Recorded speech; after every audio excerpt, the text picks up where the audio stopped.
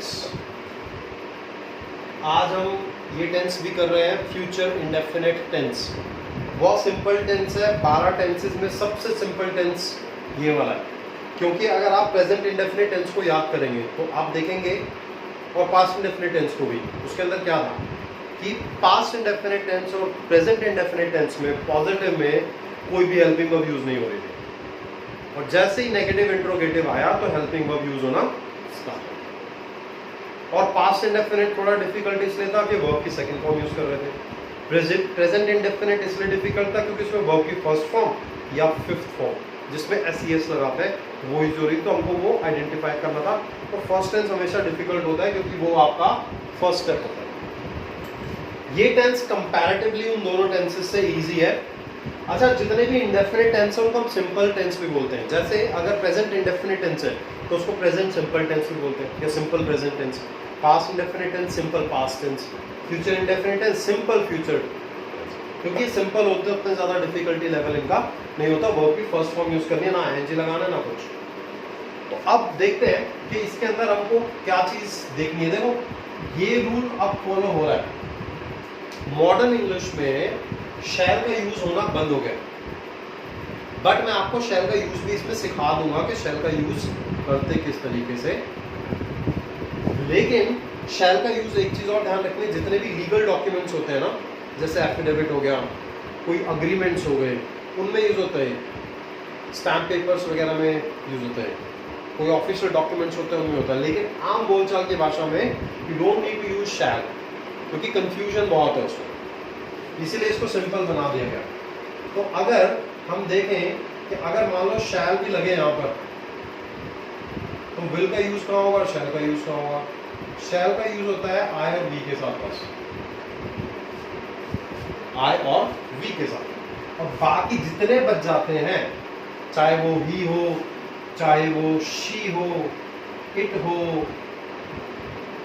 You हो, दे हो, कुछ भी हो, प्लूरल हो, सिंगुलर हो, सब जगह विल लग जाता है। हमको शैल का यूज कहाँ करना है, जहां पे आई और वी होता है।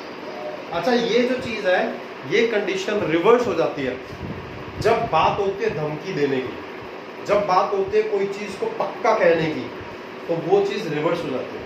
लेकिन क्योंकि जब हम इंग्लिश बोलते हैं, या ज्यादातर जब हम इंग्लिश में पैराग्राफ्स लिखते हैं, we don't have that much time कि हम उसमें एकदम एग्जैक्ट टाइम दे के ये सोचे कि हम धमकी दे रहे हैं, कि प्रॉमिस हो रहा है, कोई श्योरिटी दी जा रही है कि हम इसको रिवर्स कर सकें। इसीलिए इसका यूज बंद हो गया। I hope you understood this concept. तो इसका यूज सिर्फ इतना सा होता है।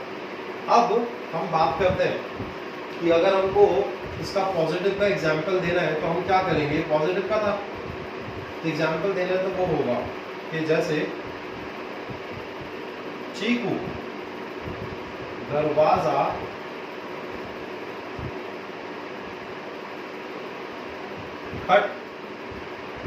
खटखटाएगी। सिंपल सा सेंटेंस है। सो क्योंकि खटखटाने का काम चीकू कर रही है, सो चीकू विल, खटखटाने को हम बोलते हैं नॉक। और जब भी आप कोई चीज पे नॉक करते हैं ऐसे करके, तो ऑलवेज नॉक एट आता है। मान लो मैं बोर्ड पे नॉक करूं, सो नॉक एट बोर्ड आ जाएगा, लेकिन दरवाजे पे नॉक हो रहा है, सो नॉक एट।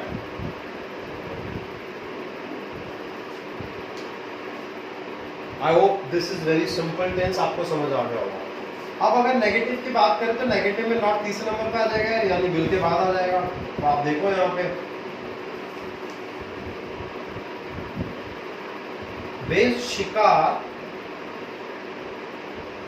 करने नहीं जाएंगे, they will not go to hunt, they will not go to hunt होता है शिकार करना, और जाने को हमको सबको पता है। और जब मैं पहले भी बता चुका हूं, जब दो वर्ब्स आ रही हैं तो पहले हमेशा जो पहचान वाली है, जो पहचान क्या है इसमें टेंस में, गा गे गी, तो जो पहचान वाली जो वर्ब होगी, पहचान के बगल वाली, पहले वो आएगी। तो जाना पहले आ गया यहाँ पर, उसके बाद क्या था, शिकार करना, उसको हमने टू से कनेक्ट कर दिया, और टू के बाद हमेशा वर्ब की फर्स्ट फॉर्म आती है, ना वर्ब की सेकंड फॉर्म आएगी, ना थर्ड फॉर्म, ना फोर्थ फॉर्म, ना फिफ्थ फॉर्म, कुछ भी नहीं, कोई आईएनजी नहीं, कुछ नहीं, सिर्फ फर्स्ट फॉर्म प्लेन। हमेशा ये ध्यान रखना आपको। अब कुछ लोग यहाँ पे टू के बाद सेकंड फॉर्म यूज कर देते हैं, which is very wrong. To के बाद फर्स्ट फॉर्म, बोले टू के बाद जब वर्ब लगती है तो उसको इंफिनिटिव भी बोलते हैं, जो आने वाले वीडियोस में कभी करेंगे कवर हम इसको पक्का। अब हम देख लेते हैं कुछ सिंपल से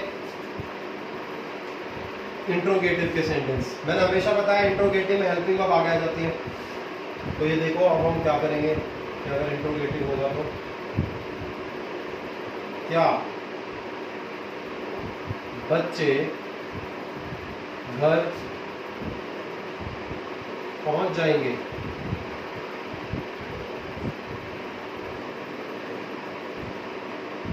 Will children reach at home?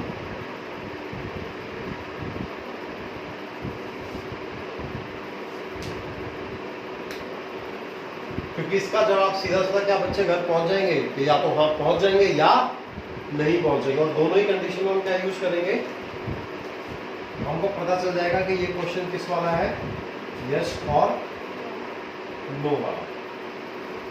अब इंट्रोगेटिव की एक और है कि जो यस नो वाले नहीं होंगे।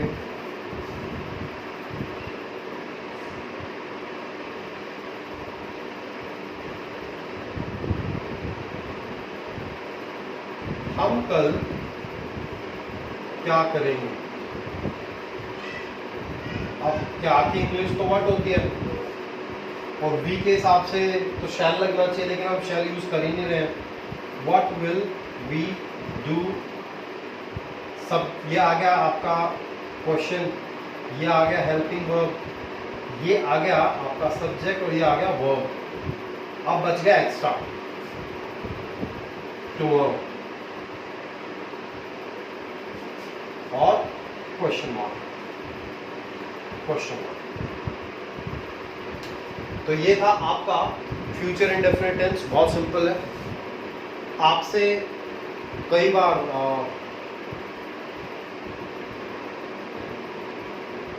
जब इंटरव्यू आपका होता है, so certain questions are asked, कुछ ऐसे क्वेश्चंस पूछे जाते हैं that you need to reply them in future tense. और बहुत इंपॉर्टेंट टेंस है, बहुत अच्छा टेंस है, बहुत सिंपल टेंस है। इसको सीखिए, इसको प्रैक्टिस कीजिए। बुक में आपको ऑलरेडी बता चुका हूँ पिछले वीडियोस में, और जितना ज़्यादा आप इसको प्रैक्टिस करेंगे उतना ज़्यादा आपके लिए अच्छा रहेगा। Thank you so much, keep learning, keep improving.